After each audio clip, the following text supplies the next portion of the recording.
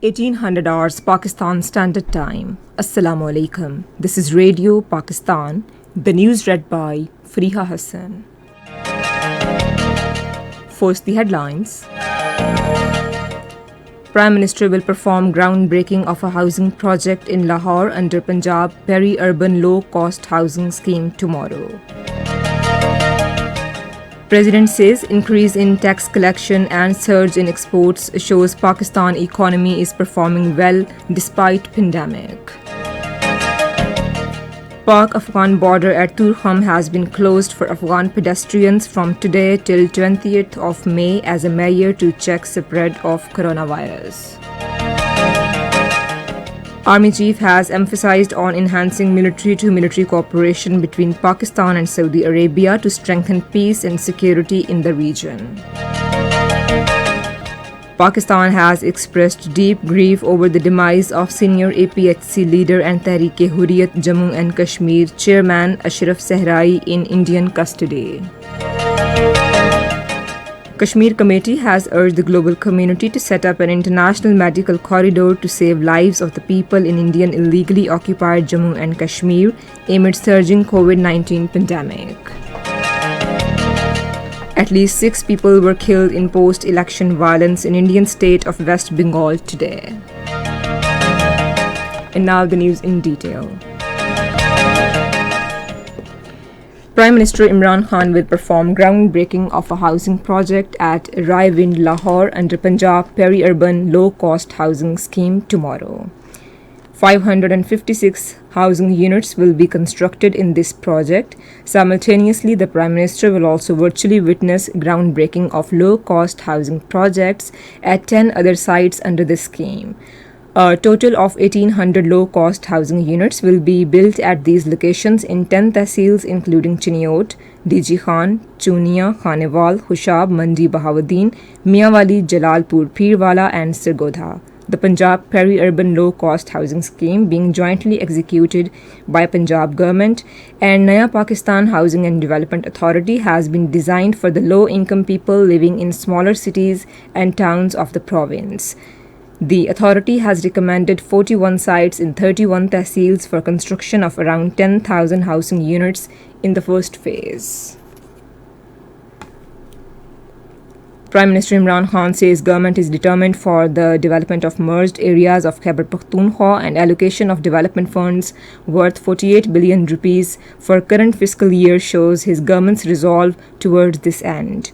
Chairing a meeting in Islamabad today to review progress on the development projects continuing in merged areas, the Prime Minister directed to prioritize the development projects in next budget in consultation with local leadership and people's representatives in view of immediate need of the people. He advised to constitute a committee comprising representatives of the federal and provincial governments to monitor progress on the development projects and to timely achieve the set targets. President Dr. Arif Alvi says government is committed to provide a competitive and fair business environment to entrepreneurs and to build a sustainable economy. Talking to a delegation of Lahore Chamber of Commerce and Industries led by its President Mian Tariq Misbahur Rahman in Islamabad today, the President said government has provided historic stimulus package of 1.2 trillion rupees as economic relief to help business community and poor strata of society. The President assured the delegation that problems faced by the business community will be addressed. He told the delegation that increase in tax collection and 13% surge in exports during last 10 months indicate that Pakistan's economy is performing well despite the pandemic. U.S. Charge d'Affaires Angela Aguilar says a member of U.S. companies are looking for business and economic opportunities in Pakistan. Talking to Finance Minister Shaukat Tareen in Islamabad today, she, appreciating Prime Minister's focus on geo-economics, assured her country's complete support to Pakistan during ongoing COVID-19 pandemic. Speaking on the occasion, Finance Minister said Pakistan and the US enjoy long-term, broad-based and multidimensional relations. He said bilateral relations between the two countries have further strengthened due to people-to-people contacts, economic and business linkages, as well as common interests in promoting peace and stability in the region. Army Chief General Qamar Javed Bajwa has emphasized on enhancing military-to-military cooperation between Pakistan and Saudi Arabia for a positive impact on peace and security in the region. Talking to Chief of General Staff Saudi Armed Forces Lieutenant General Fayed ul-Raweli in Riyadh today, according to ISPR, matters of mutual interest, regional security situation, including Afghan peace process, defense and security, and military-to-military cooperation, were discussed during the meeting. The Saudi side assured of full cooperation and support from his country in all initiatives aimed at improving regional cooperation, peace, and stability. The Pak-Afghan border at Turkham has been closed for Afghan pedestrians from 6 p.m. today and will remain closed till 20th of this month. The step has been taken as a safety measure to stop the spread of coronavirus. According to details, Pakistanis coming from Afghanistan will be allowed after corona screening and quarantined for 14 days if tested positive. Similarly, Afghan refugees will also be allowed to cross the border for their native land, Afghanistan. However, import and export activities will continue round the clock on the border.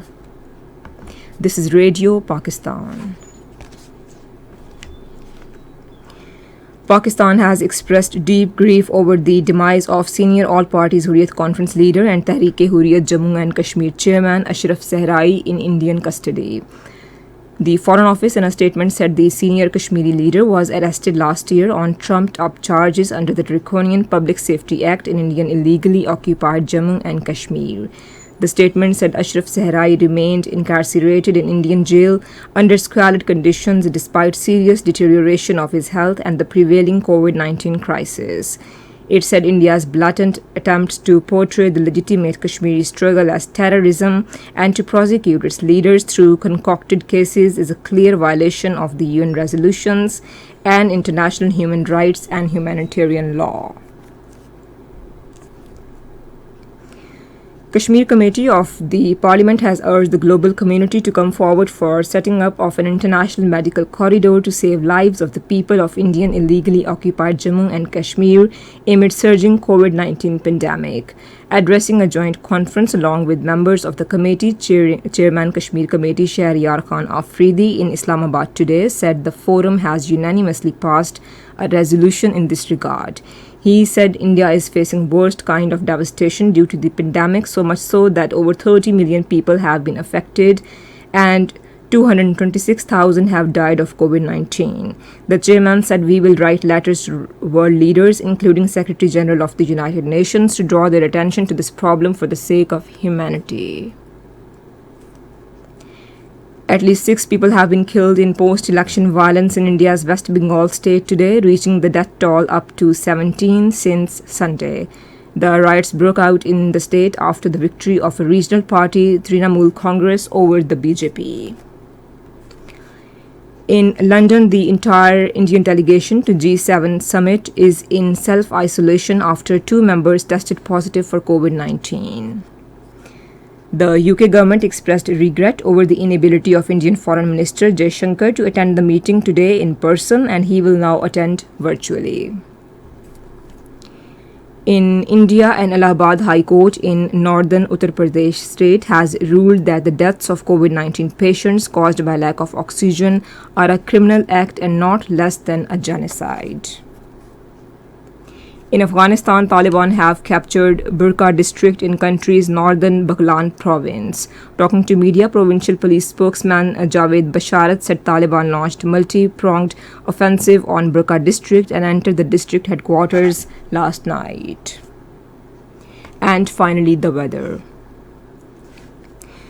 Partly cloudy weather is expected in upper parts of the country during the next 12 hours. However, gusty winds with rain, wind, thunderstorm is expected in Islamabad, Punjab, Khyber Pakhtunkhwa, northwestern Balochistan, Kashmir and Gilgit-Baltistan. To end the news, here once again are few of the headlines.